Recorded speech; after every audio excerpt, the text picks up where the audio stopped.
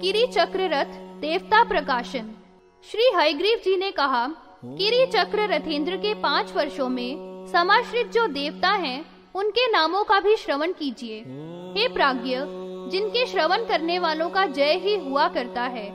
प्रथम पर्व बिंदु नामक है, जिसमें दंड नायिका संप्राप्त है। वहाँ पर वह जगत के उदंडों के समुदाय की विनाशिका है। यह नाना प्रकार की ज्वालाओं से जय श्री को नर्तन कराया करती हैं। उद्दंड पौत्र के निर्घात से जिसने उद्धत मानवों को निर्भिन्न कर दिया है, दंष्ट्रा से गल मृगांशु के विभावन करने वाली विभावरी है। वर्षाकालीन मेघों के समूह के समान नील वपु वाली लता है। वह किरी चक्र रथेंद्र की वह सदा अलंकार के समान है। पौत्रिणी पुत्रिता के अशेष विश्व के आवृत की कादंबिका है। उसी रथनाप के द्वितीय पर्व में संश्रय लेने वाली है। दंभिनी, मोहिनी और स्तंभिनी ये 3 ही हैं। विकसित दाढ़िमी के समान और सभी दानवों के मर्दन करने वाली हैं। ये अपने कर पल्लवों द्वारा, जिनमें दैदीप्यमान मणियों के वलय हैं, मूसल, हल और हाला पात्र मणिगणों से समर्पित धारण करने वाली हैं। इनके नेत्र अत्यधिक तीक्ष्ण एवं कराल हैं, जिनकी ज्वालाओं से दैत्यों के सैनिकों को दग्ध कर रही हैं और निशंक होकर सुक्रानना की सेना किया करती हैं। ये किरी चक्र रथेंद्र के तीसरे पर्व में समाश्रय लेने वाली हैं। अंधिनी आदि 5 देवियां देवी के यंत्र में अपना आस्पद करने वाली हैं। इनका इतना कठोर अट्ठास होता है, जिससे ये तीनों भुवनों का भेदन किया करती हैं। अंगना के वेश का आश्रय ग्रहण कर कल्पाग्नि की ज्वालाओं के ही तुल्य होती हैं। भंडासुर की समस्त सेनाओं की रुधिर के प्लावन को चाटने की इच्छा करती हुई लेलिहान ज्वालाओं की जिह्वाओं से उज्जवल ये सभी अतीव उद्दंड विक्रम वाली दंडनाथा का निरंतर सेवन किया करती हैं। किरी चक्र रथेंद्र के चौथे पर्व में इनका संश्रय होता है। ब्रह्मी आदि 5वीं से रहित तथा 8वीं से रहित ये 6 ही देवियां षट चक्र की जलती हुई ज्वालाओं के कलेवर वाली हैं। महान विक्रम के समुदाय के द्वारा दानवों का पान सा करने वाली हैं। दंडनाथा की ही आज्ञा से ये उसी प्रदेश की उपासना किया करती हैं। उसी पर्व के नीचे त्वरिता स्थान के समाश्रित है। यक्षिणी, शंखनी, लाकिनी, हाकिनी, शाकिनी, डाकिनी उनकी एकता के स्वरूप वाली हाकिनी 7वीं है। ये प्रचंड दौड़दंडों के विक्रम वाली हैं। ये समस्त भूतों का पान करती हैं तथा संपूर्ण मेदिनी का पान करती हुई त्वचा, रक्त, मांस, मेद और विरोधियों की अस्थियों को तथा मज्जा और शुक्र को विकट मुखों वाली पान सी करती हुई थी। उनके अत्यधिक कठोर सिंहनाद थे, जिनसे वे 10 दिशाओं को पूरित कर रही थी। अणिमा आदि 8 सिद्धियों को प्रदान करने वाली वे धातुनाथा कही गई हैं। दुष्ट दैत्यों के मोहन, मारण, स्तंभन, ताड़न, भक्षण और आमूल निकृंतन में परम पंडित और भक्तिशालियों के विषय में समस्त विपदाओं का खंडन करने वाली थी। समस्त धातुओं में संस्थित वे धातुनाथा बताई गई हैं। अपनी तरंगों की मालाओं से अंबर को चुंबित करने वाले 7 सागरों में संस्थित थी। इन सब समुद्रों को आधे ही क्षण में पान करने में इनका बहुत अधिक साहस निष्पन्न था। इनके दांत शकट के समान आकार वाले थे और इनके मुख बहुत ही विकराल थे एवं परम भीषण लोचन थे। ये अपनी स्वामिनी से द्रोह करने वाले और अपने समय के द्रोहियों के तथा वैदिक द्रोहण से द्रोही वीर वैरियों के एवं यज्ञ से द्रोह करने वाले परम दुष्ट दैत्यों के भक्षण करने में ये सब समान थी। ये नित्य ही पौत्रिणी दंड नायिका का सेवन किया करती हैं। उसी पर्व के पार्श्व में द्वितीय दिव्य मंदिर में क्रोधिनी और स्तंभिनी प्रसिद्ध हैं और ये 2 देवता वर्तमान रहती हैं। ये दोनों चमरों को ढुराया करती हैं, जिससे इनकी 2 भुजाएं हिलती हैं, जिनमें उनके कंकण भी हिलते रहा करते हैं। ये देवों के शत्रुओं की सेना के रक्त और हाला के पान करने में मध्योद्यत हैं। इनके नेत्र नित्य ही विधूर्णित हैं और इनके मुखों पर प्रहास रहा करता है। इसके अनंतर रथेंद्र के किरी के दोनों पार्श्वों में आवास करने वाला उत्तम आयुधों का द्वंद हल, मूसल देवता के रूप में समास्थित है।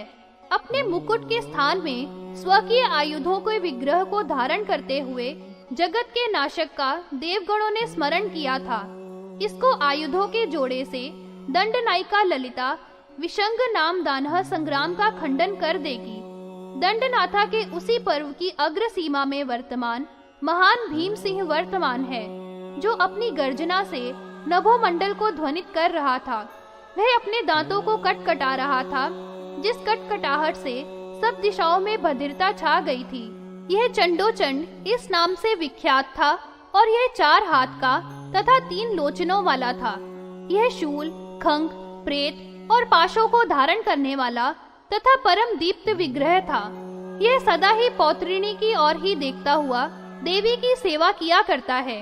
किरीचक्र रथेंद्र के षष्ठ पर्व पर समाश्रय लेने वाली वार्ताली आदि 8 देवियां हैं, जो 8 दिशाओं में उपविश्रुत हैं। ये 8 पर्वतों के निष्पात से परम घोर निर्धात के घोष वाली थी। 8 नागों के स्फुरित भूषा से संयुक्त तथा न नष्ट होने वाले बल और तेज वाली थी। परम प्रकृष्ट बाहुओं की प्रकांड ऊष्मा में करोड़ों दानव हुत हो रहे थे। ऐसी ये देवियां अहर्निश दंडनाथा श्री ललिता देवी की सेवा किया करती हैं। उनकी आख्या तो परम विख्यात है। हे कुंभज, उसका आप श्रवण कीजिए। वार्ताली, वाराही, बारहमुखी, अंधनी, जृंभिणी, मोहिनी, स्तंभिनी ये हैं जो शत्रुओं के क्षोभ और स्तंभन तथा उच्चाटन करने में परम समर्थ हैं। इनकी संस्थिति पर्व के वाम भाग में निरंतर रहा करती है। उस दंडनाथा का उपवाह्य कासर है, जिसकी धूसर आकृति है। यह आधे कोश के बराबर आयत है। इसके 2 सींग हैं और 1 कोश के बराबर विग्रह वाला है। इसके जो केश हैं वे खड़क के समान कठोर हैं, जिनसे इसका कलेवर ढका हुआ है। काल दंड के तुल्य उच्चंड बालों के कांड से बड़ा ही भयंकर है। यह नीले आनन के पर्वत के समान परम विकट और उन्नत रुष्ट भू वाला है। महानीलगिरी के समान गरिष्ठ एवं श्रेष्ठ स्कंधों के मंडल वाला है।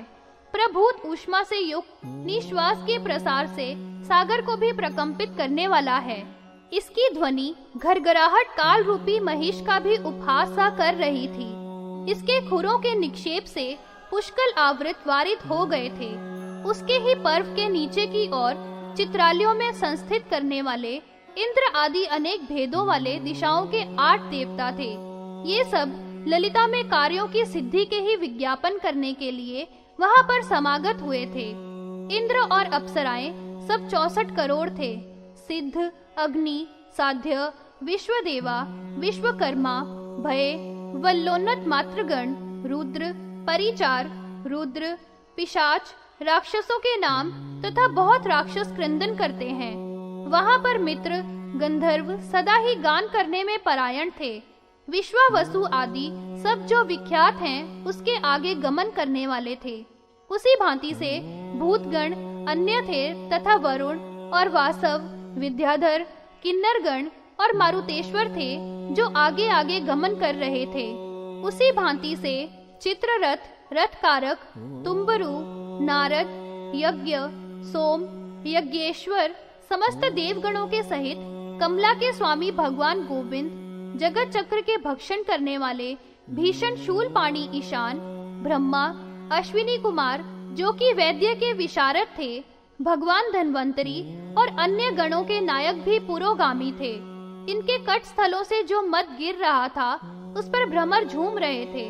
अनंत, वासुकी, तक्षक, करकोट, पद्म, महापद्म, शंखपाल, गुलिक, सुबल ये सब नागेश्वर थे जो करोड़ों नागों से समावृत होते हुए पुरोगमन कर रहे थे। इस प्रकार वाले बहुत से देवगण जागृत हो रहे थे और पूर्व आदि दिशाओं से समारंभ करके चारों ओर अपना निवास स्थल बनाए हुए थे। वहीं पर देवताओं ने मरुत दिशा को चक्राकार कर दिया था और उस दिशा का समाश्रवण करके वे सब अधिष्ठान देवता हो रहे थे। जृंभिणी, स्तंभिनी, मोहिनी ये तीनों ही उसी पर्व के प्रांत में जो कि भासुरगिरी चक्र रथ था विद्यमान थे। अब क्षेत्रपाल के स्वरूप का वर्णन किया जाता है। क्षेत्रपाल कपाल और गदा को करों में धारण किए हुए है। इसके केश ऊपर की ओर उठे हुए हैं तथा इसका वपु महान है। पाताल तल में जो जम्बाल है उसके समान आकार वाली इसमें कलिमया है। इसका अट्ठास वज्र के ही तुल्य है, जिससे पूर्ण ब्रह्मांड मंडल विदीर्ण हो जाता है। यह अपने डमरू के घोषों से रोदसी की कंदराओं के उदर को भेद रहा है। फूत्कार करने वाली त्रिपुरा से युक्त नागों के पाश को कर में वहन कर रहा था। ऐसा क्षेत्रपाल कीटीश्वरी की सेवा करता हुआ सदा ही शोभित होता है। उसके ही समीप में स्थित उसका वाहन केसरी था, जिस पर समारोहण करके भंडासुर के वध की इच्छा वाली प्रवृत्ति हुई थी। देवी के वाहन सिंह का लक्षण तो पूर्व में ही कह दिया गया है। उसी पर्व के नीचे दंडनाथा के समान ही कांति वाली सहस्त्रों अन्य देवियां तथा देवता थे। ये सभी दंडनाथा के ही तुल्य समस्त भूषणों और आयुधों से मंडित थे। ये शम्या, क्रोडानना, चंद्ररेखा और उत्तसित कुंतला थी।